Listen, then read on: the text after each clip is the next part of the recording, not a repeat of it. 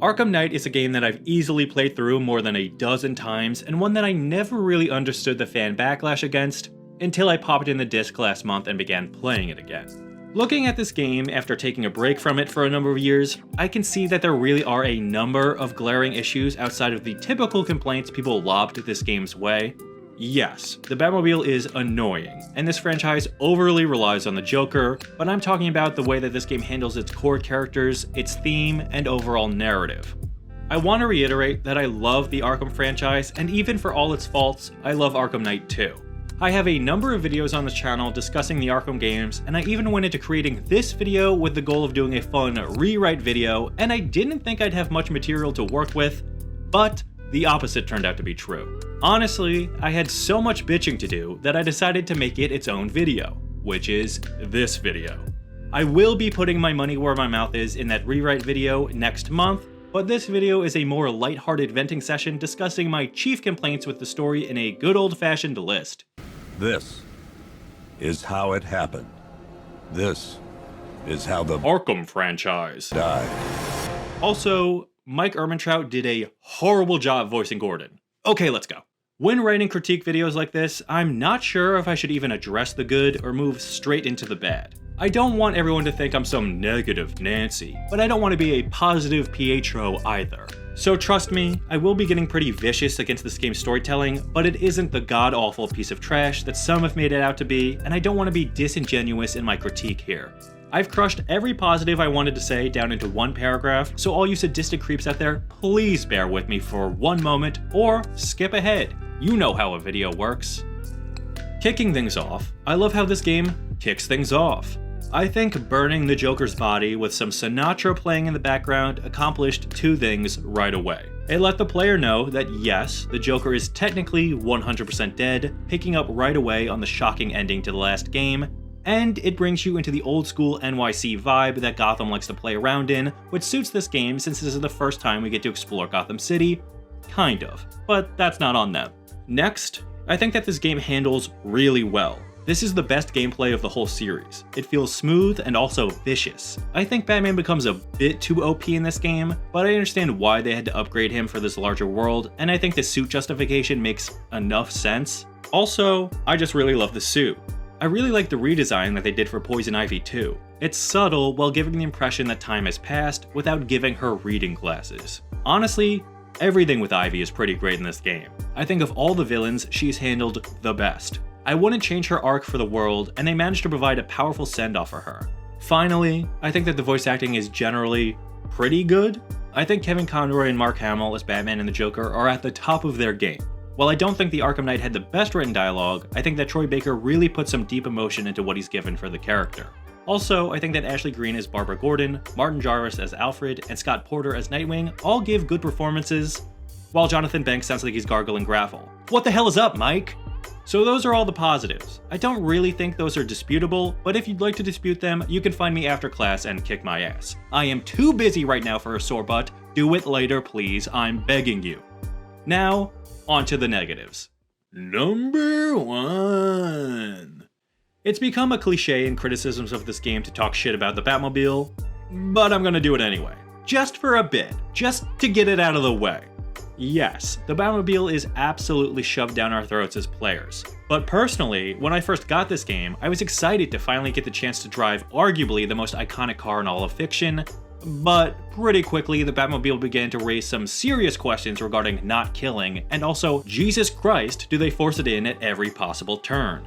There are at least 2 major Batmobile sequences in this game before even the smallest stealth sequence, and I think this all symbolizes 2 things. The awful pacing of this game, and the creators relying too heavily on showing people established Batman lore just for the sake of it. There, it's done, it was quick and painless, but I had to get it in there.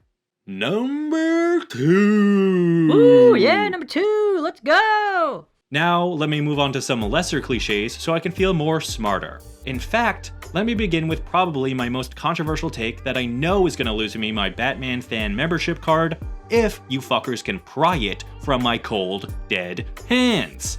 I think that part of why this game's story, and the handling of the titular character in particular, was at the very least divisive in the fan base was because Jason Todd, Red Hood, Arkham Knight, whatever you want to call him, inherently breaks the world of Batman. Get your fucking finger off the dislike button and onto the subscribe button, because you'd be hard-pressed to find another Batman fan willing to tell you the hard truth. That's right, I'm a brave hero. Don't get me wrong, I love Under the Red Hood. I cry every single time I watch the movie. I own the full runs of Red Hood and the Outlaws New 52 and DC Rebirth, as well as Red Hood / Arsenal on Comixology, brought to you by Amazon. I know that technically more stories can be told with the character of Red Hood outside of his grand return, but you know what? His stories are always on a cycle. He goes from being the angry young man who thinks Batman doesn't do what it takes to stop crime, to being the black sheep of the Bat family who's trying his best to make amends while using rubber bullets, and then back to killing again. He's stuck in a time loop as a character, and it's because he shouldn't exist. However, his return to Batman comics decades after his death is one of the absolute best Batman storylines told in modern comics, and as far as I'm concerned, he's earned his place at the table for the time being. That's just why I think that Jason Todd is a double-edged sword to be handled carefully by anyone trying to adapt his story. By including Jason in this game, it was inevitable that it would disappoint some fans for either diverging too much from his character, or the opposite, by not doing anything new with him. Thus, the game retread ground to remain in the spirit of the original Under the Hood story, while trying to add a new twist everyone saw coming before the game was even released. The worst part is that in focusing on a dynamic between Jason and Bruce that even moderate fans have seen before, and dragging the reveal out as long as they possibly could, while making it as predictable as possible in-game for someone who has never even heard of Jason Todd before, the unshocking reveal took up a lot of precious story time that could have been used on lesser exposed characters in the series. Number 3. Holy shit, he's at number 3 already. What? Time to talk about those lesser exposed characters. Honestly, this complaint pretty much covers everyone in this game who isn't Batman, JT, or Joker, and to a lesser extent, Scarecrow and Barbara. I'd say each of them steal the game, and it leaves a lot of fan favorites feeling like afterthoughts. I'm not here to say, oh wow, my favorite characters didn't get enough screen time, so this game sucks butts. Trust me, I could go on a whole separate tirade about how Nightwing does not get his due in this series at all. I mean, he gets captured by Penguin twice in the same mission? Are you kidding me? No. Sorry, that's a little kooky example of what I won't be doing. What I mean is that this game presented itself in a certain way, and then just became the Batman, Jason Todd, and Joker show. The entire premise of this game is that Scarecrow has somehow formed an alliance of all the Gotham villains following the power vacuum left by the Joker's death. We see Two-Face and Penguin working together in the opening cinematic. We later learn that Riddler and Harley are also in on this alliance. What comes of it? Absolutely nothing. We get less out of Two-Face in this game than we did in Arkham City, and they just decide to rehash his origin story to us over an intercom. Riddler's just being Riddler, essentially doing his own thing, uninvolved in the grand plan at all, and Penguin is busy manhandling the man with the great handles. And by handles, I mean ass. Nightwing's got a great ass. Accept it. And Harley? Oh god, will we get to Harley?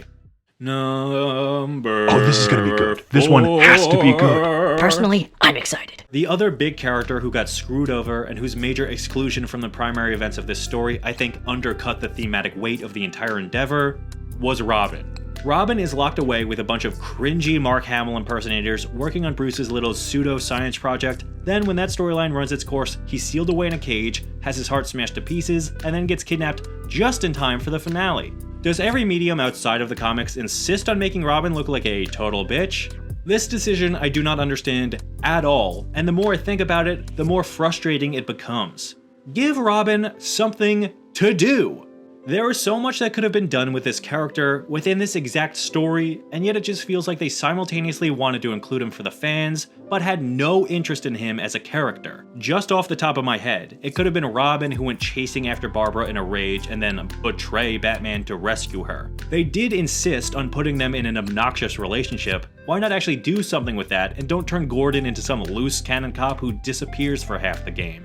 Hell, Robin could have had his own series of playable missions that would have helped to break up some of the monotony of gliding back and forth across Gotham. And that's not even to mention that the emotional core of this story is about Batman failing the last Robin. So you'd think if you wanted to really deliver on Jason's legacy and on what a Robin means to Batman, you would have actually heavily featured Robin in this game to show that impact.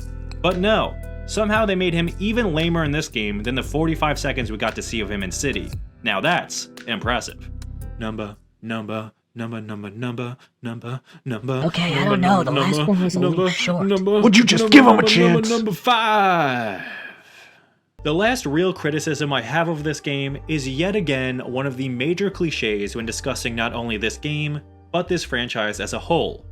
The Joker. Now, you'd be hard-pressed to find a bigger Joker fan than me who isn't also an edgelord creep. Favorite villain in all of fiction, he's an excellent foil to Batman, blah blah blah, and actually, the DCAU and Arkhamverse have my absolute favorite interpretation of his character. With all of that said, this game has no idea what they're doing with him. Every aspect of this game's story has to touch on something somewhat related to the character, as if our brains are so tiny that our attention can only be held by some allusion to the silly clown murderer. Jason Todd is directly tied to Joker. Batman is literally becoming the Joker. There's a group of Joker wannabes. We see horribly awkward and hollow recreations of scenes from The Killing Joke and Death in the Family. Joker this, Joker that. We get it. The Joker is fun. But you guys are the ones who made the bold move to kill off the character. A move that made me fucking cry. I thought it was brilliant, and although they didn't stoop to actually bringing him back to life, this game is arguably more filled with Joker than Arkham City was. It's just too much, and it's not that interesting, and it also doesn't seem like the game even knows what's going on half the time with his inclusion. And oh god, how this game assassinated Harley, Jesus Christ. Allow me to take you into my mind. I actually think the introduction of Joker in this game is really well done on a technical, narrative level. The game is having you do this horribly monotonous task, and when you begin the final step, you turn around and the Joker is there with a gun. That's a fun, well-executed surprise.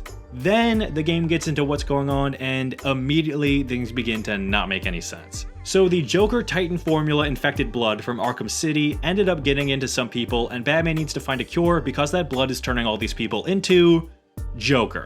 Let me be clear, it's turning them into the Joker. It's not Jokerizing them, they're not turning into someone similar to the Joker, they are turning into the Joker with his exact same obsessions, way of talking, and personality traits.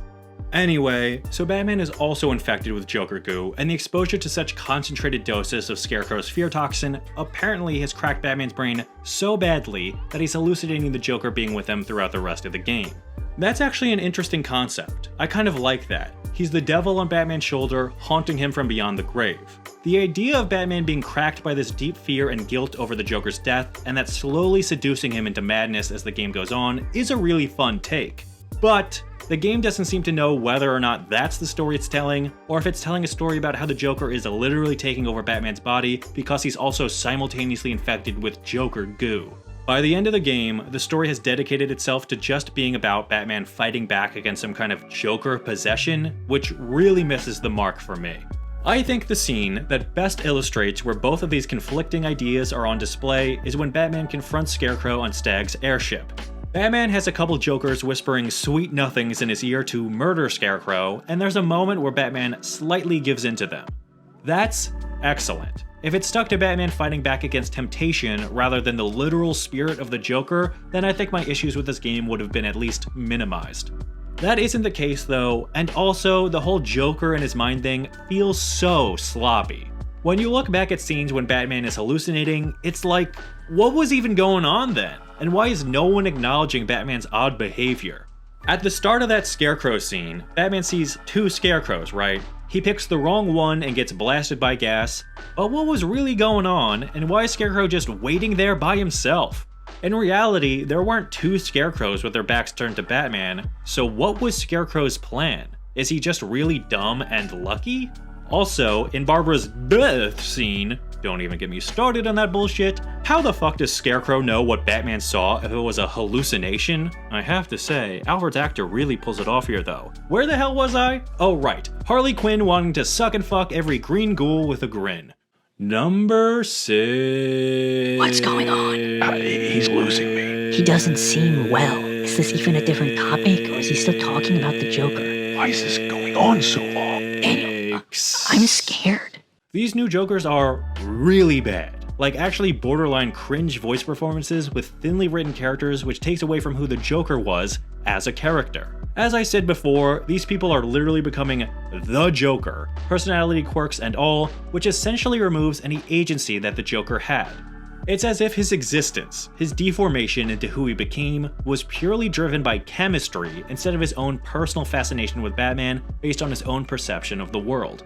If you still don't think that is what this game is saying, look no further than Harley's immediate infatuation with these characters. She's obsessed with gathering them all, total strangers to her, and she falls in line and does whatever Henry Adams tells her, going back into the same dynamic she had with the Joker.